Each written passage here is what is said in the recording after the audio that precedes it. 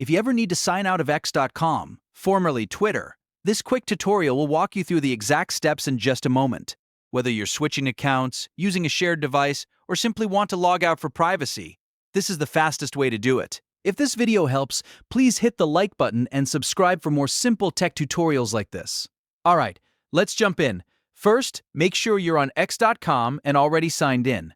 Once you're on the platform, look to the bottom left corner of the screen and click your profile picture. This opens your account menu, where you'll see several options related to your profile and settings. From that menu, look for the option that says Logout, followed by your username. Click that option to begin the sign-out process.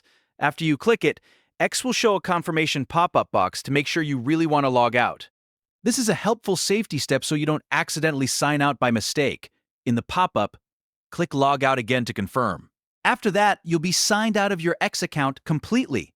If you're using a public computer or a device that isn't yours, it's always a good idea to make sure the logout process finishes fully before you close the browser.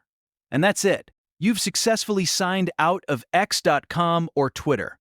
If this tutorial helped you out, don't forget to like this video, subscribe to the channel, and turn on notifications so you never miss a simple how-to guide.